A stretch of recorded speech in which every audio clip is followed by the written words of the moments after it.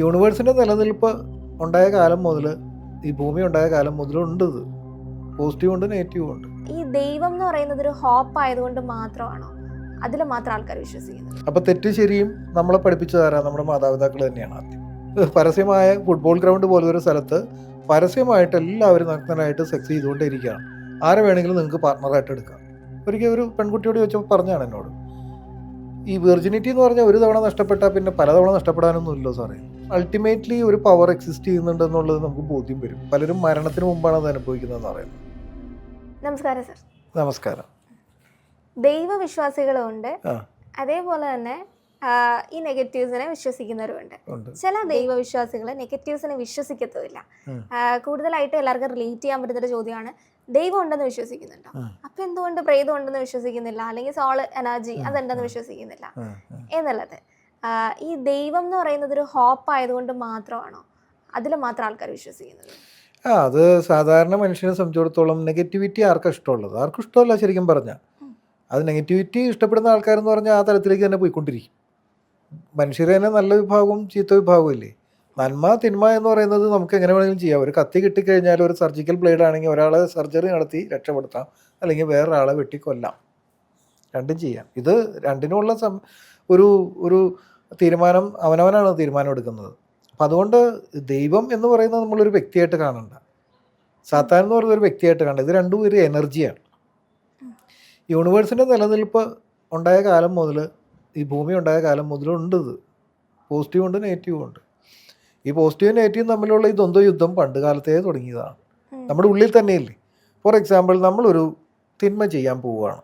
തിന്മ എന്ന് നമ്മൾ ചിന്തിക്കുന്നത്, നമ്മുടെ മനസാക്ഷിക്ക് തോന്നുന്നത് ഒരു തിന്മയാണ്. ഓക്കെ, ഒരു അവിഹിത ബന്ധത്തിലേക്ക് കിടക്കുകയാണ്, ഒരു ഫിസിക്കൽ റിലേഷനിലേക്ക് കിടക്കുകയാണ്. അപ്പോൾ ഒരു പെൺകുട്ടി ചിന്തിക്കാം, അയ്യോ എൻ്റെ വെർജിനിറ്റി. ഈ ചിന്ത വരുന്നത് എവിടുന്നാണ്?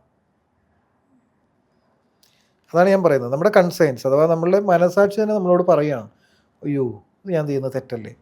അതേസമയം ഒരു തവണ ഇത് സംഭവിച്ചു എന്ന് വിചാരിക്കുക. ഒരിക്കൽ ഒരു പെൺകുട്ടിയോട് ചോദിച്ചപ്പോൾ പറഞ്ഞാണ് എന്നോട്, ഈ വെർജിനിറ്റി എന്ന് പറഞ്ഞാൽ ഒരു തവണ നഷ്ടപ്പെട്ടാൽ പിന്നെ പലതവണ നഷ്ടപ്പെടാനൊന്നും ഇല്ലോ സാറേ. ന്യൂജനാണ്. ഒരു തവണയല്ലേ നഷ്ടപ്പെടാനുള്ളൂ, പിന്നെ എന്ത് നഷ്ടപ്പെടാനുള്ളൂ? ഈ മനോഭാവമുള്ള കുട്ടികളാണ് ഇന്ന് ജീവിക്കുന്നത് 21-ാം നൂറ്റാണ്ടിൽ. നമ്മൾ വിചാരിക്കുന്ന പോലെയല്ല. അപ്പോൾ ഒരു തവണ നടന്നു കഴിഞ്ഞാൽ പല തവണ നടക്കും. ഒരു തവണയല്ലേ നഷ്ടപ്പെടുള്ളൂ വെർജിനിറ്റി എന്ന് പറയുന്നത്. അങ്ങനെ ചിന്തിക്കുന്നവരാണ് ഈ ലോകത്ത് ഇന്ന് ജീവിക്കുന്ന കുട്ടികൾ, യങ്സ്റ്റേഴ്സ്, യുവാക്കൾ, ആണും പെണ്ണും. അപ്പോൾ ചോദിക്കും, എന്തേ ആണുങ്ങൾക്ക് എന്തേ വെർജിനിറ്റി പ്രാധാന്യമില്ലേ എന്ന് ചോദിക്കും. ശരിയാണ്, രണ്ടു കൂട്ടർക്കുണ്ട്. പക്ഷേ ഇവിടെ നഷ്ടപ്പെടാനൊന്നും ഇല്ല എന്നൊരു ബോധം അവൻ്റെ ഉള്ളിലുള്ളതുകൊണ്ടാണ് അവൻ അത് റിപ്പീറ്റ് ചെയ്യുന്നത്. ഒരാൺകുട്ടി. പെൺകുട്ടിയെ സംബന്ധിച്ചിടത്തോളം കൺസീവ് ചെയ്യാനുള്ള റിസ്ക് ഉണ്ട്. മദ്യപിച്ച് വെളിവില്ലാണ്ടിരിക്കുമ്പോൾ ആരെങ്കിലും ചിലപ്പോൾ കോൺട്രാസെപ്റ്റീവ് മെഡിസിനൊന്നും കഴിച്ചിട്ടുണ്ടാവില്ല, ചിലപ്പോൾ പ്രഗ്നൻസി ആവാം. ആ പേടി ഉള്ളതുകൊണ്ടാണ് കഴിയുന്നതൊക്കെ മാറി നിൽക്കുന്നത്. പക്ഷേ ആണിനെ സംബന്ധിച്ചിടത്തോളം അങ്ങനെ ഒരു പ്രശ്നമില്ലല്ലോ. അപ്പോൾ ഇത് ഓരോരുത്തർ തീരുമാനമാണ്. ഇതും വ്യക്തിപരമായ തീരുമാനമാണ്. വേണോ വേണ്ടയോ, ഇത് ഇനി തെറ്റാണോ, അത് തെറ്റാണെന്ന് പറയാൻ ഞാൻ ആരുമല്ല. ഒരു വിദേശത്ത് ചെന്ന് കഴിഞ്ഞാൽ പരസ്യമായിട്ട് ഫുട്ബോൾ ഗ്രൗണ്ട് പോലുള്ള സ്ഥലം, ഇപ്പോൾ ജർമ്മനിയിൽ ചെന്നപ്പോൾ എൻ്റെ ഒരു സുഹൃത്ത് പറയാണ്, പരസ്യമായ ഫുട്ബോൾ ഗ്രൗണ്ട് പോലൊരു സ്ഥലത്ത് പരസ്യമായിട്ട് എല്ലാവരും നഗ്നരായിട്ട് സെക്സ് ചെയ്തുകൊണ്ടേയിരിക്കുകയാണ്. ആരെ വേണമെങ്കിലും നിങ്ങൾക്ക് പാർട്ട്ണറായിട്ട് എടുക്കാം. സൂപ്പർ മാർക്കറ്റിൽ ചെന്നിട്ട് സാധനങ്ങൾ എടുക്കുന്ന പോലെയാണ്. ഒന്ന് ആലോചിച്ച് നോക്കി. ഇങ്ങനെ നടക്കുന്ന സ്ഥലങ്ങളുണ്ട് ഈ ലോകത്ത് 21-ാം നൂറ്റാണ്ടിൽ. അപ്പോൾ അവരെ സംബന്ധിച്ചിടത്തോളം ഞാൻ അവരോട് പറയാണ്, നിങ്ങൾ ചെയ്യുന്നത് തെറ്റല്ലേ എന്ന് ചോദിച്ചാൽ അവർ പറയുന്നത് എന്തായിരിക്കും?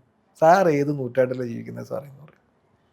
അപ്പോൾ ഇത് തെറ്റും ശരിയും ഒരാളുടെ മനസ്സിൽ എന്താണോ കൺസീവ് ചെയ്ത് വെച്ചേക്കുന്നത്, മനസ്സിലാക്കി വെച്ചേക്കുന്നത്, അവൻ്റെ പെർസെപ്ഷൻ ലെവലിൽ എന്താണോ മനസ്സിലാക്കി വെച്ചേക്കുന്നത്, അതാണ് അവൻ്റെ ശരി, അവൻ്റെ തെറ്റ്. അപ്പോൾ ഇന്നതാണ് തെറ്റ്, ഇന്നത് ശരിയെന്നും നമുക്ക് പറയാൻ പറ്റില്ല. ഇപ്പോഴത്തെ കുട്ടികളോടൊക്കെ പറഞ്ഞാൽ പറയും സാറിന് വട്ടാന്ന് പറയും. അത് അങ്ങനെയൊന്നും ഇല്ല, വെർജിനിറ്റി എന്നൊന്നും ഇല്ല എന്നാണ് പറയുന്നത് ഇപ്പോഴത്തെ കുട്ടികൾ. അപ്പോൾ നമ്മൾക്ക് ഇതിനൊന്നും മറുപടി പറയാനില്ലാതെ വരും. അപ്പോൾ പറയും ഇവനൊക്കെ തന്ത വൈബാണ് എന്നൊരു പേരും കൂടി കിട്ടും. അതാണ്. അപ്പം ഈ പറയുന്ന ഇത്യസ്റ്റുകൾ എന്ന് പറഞ്ഞു കഴിഞ്ഞാൽ ദൈവവിശ്വാസമില്ലാത്തവരാണ് എന്നാണ് പൊതുവെ ഒരു രീതി. എത്യസ്റ്റിനകത്ത് തന്നെ ഈ പറയുന്ന നെഗറ്റീവ്സിനെ വിശ്വസിക്കുന്ന ആൾക്കാരുണ്ടാവും. വിശ്വസിക്കുന്നവരുണ്ടാവുമെന്നോ? അല്ല, അതിപ്പോൾ ഞാൻ പറയട്ടെ, നമ്മൾ ജനിച്ച് വളർന്ന് ഒരു ശിശുവായിട്ട് ജനിച്ച് വളർന്ന് കൗമാരപ്രായത്തിലേക്കൊക്കെ എത്തിക്കഴിയുമ്പോഴേക്കും നമ്മൾ തെറ്റും ശരിയും കാണുന്നില്ലേ? അപ്പോൾ നമ്മൾ തന്നെ നമ്മളുടെ ഒരു ബ്രദറിനെയോ അല്ലെങ്കിൽ സിസ്റ്ററിനെയോ തല്ലുന്നു. അപ്പോൾ അച്ഛനും അമ്മയും വന്ന് പറയുന്നു മോനെ തല്ലാൻ പാടില്ല.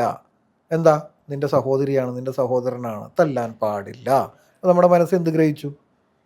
എൻ്റെ സഹോദരിയെ തല്ലുന്നത്, എൻ്റെ സഹോദരനെ തല്ലുന്നത് തെറ്റാണ് എന്നൊരു ധാരണ നമ്മുടെ മനസ്സിൽ അപ്പോൾ തന്നെ ഇമ്പ്രിൻ്റ് ആയില്ലേ? അപ്പോൾ തെറ്റ് ശരിയും നമ്മളെ പഠിപ്പിച്ചു തരാൻ നമ്മുടെ മാതാപിതാക്കൾ തന്നെയാണ് ആദ്യം. അപ്പോൾ ഇത് ഒരാളുടെ ചോയ്സാണെന്നേ, അതാണ് ഞാൻ പറഞ്ഞത്, ഒരാളുടെ ചോയ്സാണ്. തെറ്റ് വേണമെങ്കിൽ ചെയ്യാം, ശരി വേണമെങ്കിൽ ചെയ്യാം.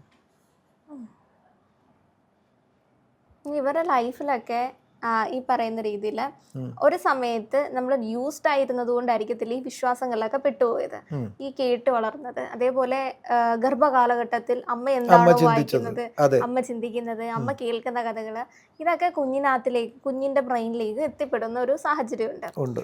ഇപ്പോൾ ആ സാഹചര്യത്തിൽ നിന്നും പിന്നെ ഈ പറയുന്ന രീതിയിൽ നമ്മൾ വളർന്നു വരുന്ന കാലഘട്ടത്തിലാണ് നിലപാടുകൾക്കൊക്കെ ചേഞ്ച് ഉണ്ടാവുന്നത്. പലതും കണ്ടും കേട്ടും പഠിച്ച് പല റിച്വൽസും വെറുതെയാണ്, അല്ലെങ്കിൽ ഈ പഴഞ്ചൊല്ലുകൾ തന്നെ സയന്റിഫിക് ആയി മാറ്റി തരുകാരല്ലേ.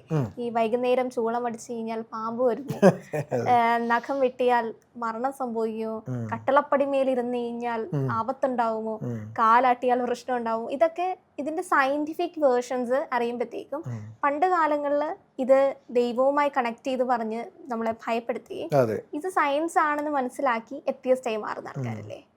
അപ്പോൾ അവരെ സംബന്ധിച്ച് എനർജികളും ഇല്ല, അതും ഫേക്കാണ്.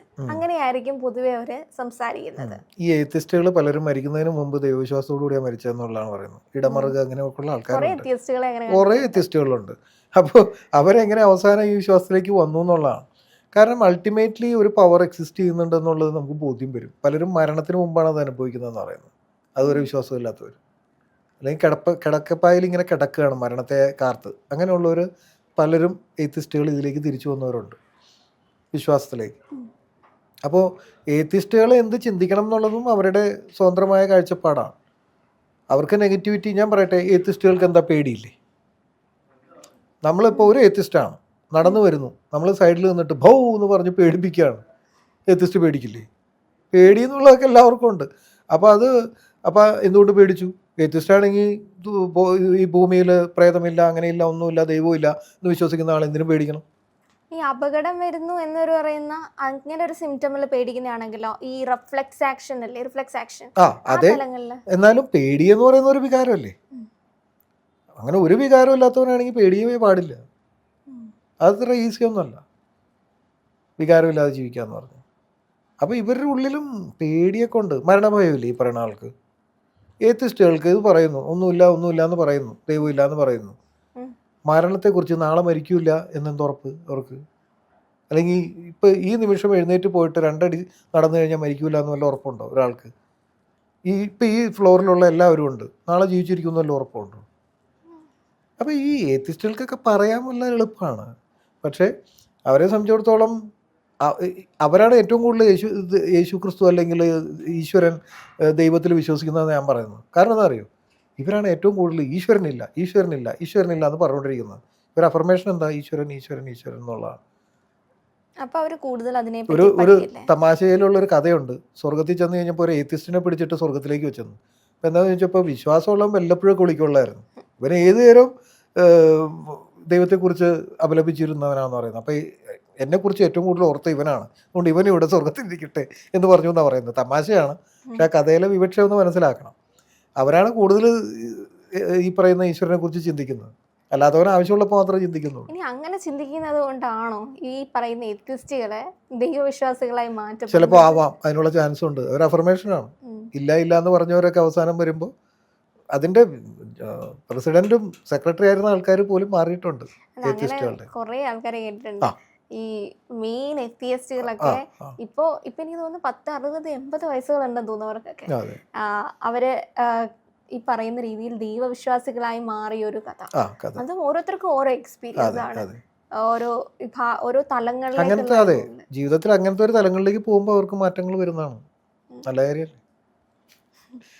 അപ്പൊ ഈ പറയുന്ന രീതിയിൽ ദൈവത്തെ വിശ്വസിക്കുന്ന ആൾക്കാർക്ക് തന്നെ അതൊക്കെ ചോയ്സ് ആണ്, വിശ്വസിക്കുന്നതും വിശ്വസിക്കാതിരിക്കുന്നതും. അപ്പോൾ അതിൻ്റെ അകത്തിൽ തന്നെ ദൈവമുണ്ട് എന്ന് പറയുന്നതോടൊപ്പം തന്നെ പക്ഷെ ഇതില്ല എന്ന് പറയാനുള്ളൊരു തലം അങ്ങനെ പൂർണ്ണമായി നമുക്ക് പറഞ്ഞു വെക്കാൻ പറ്റില്ല അല്ലേ? അതെ. അതുകൊണ്ടാണ് നമ്മൾ ദൈവിക ശക്തിയെക്കുറിച്ച് ദൈവം ദൈവം എന്ന് പറയാതെ യൂണിവേഴ്സ് എന്ന് പറയുന്നത്. ഇപ്പോൾ കഴിഞ്ഞൊരു കമൻറ്റ് ഞാൻ കണ്ടു, ഇവൻ യൂണിവേഴ്സ് എന്ന് പറയുന്നത് ദൈവത്തിൽ വിശ്വാസമില്ലാത്തതുകൊണ്ടാണ്. എനിക്ക് കേട്ടപ്പോൾ ശരിയാ വന്നു. യൂണിവേഴ്സ് എന്ന് പറയുന്നത് നമ്മളത് ആകെ കൂടിയുള്ള ഒരു ശക്തിയായിട്ടാണ് പറയുന്നത്, ഒരു എനർജി ആയിട്ടാണ്, പ്രാപഞ്ചിക ശക്തി. പ്രപഞ്ചത്തിൽ എല്ലായിടത്തും നിലനിൽക്കുന്ന ഒരു ശക്തി, തൂണിലും തുരുമ്പിലും പുൽനാമ്പിലും എല്ലായിടത്തും ഉള്ള ശക്തി. അതാണ് ഞാൻ പറയുന്നത്. അല്ലാതെ ദൈവം എന്ന് പറയുന്ന ഒരു വ്യക്തിയായിട്ട് കാണുമ്പോഴാണ് ഈ പ്രശ്നം. ഈ പ്രശ്നം മൊത്തം അവിടെയാണ്.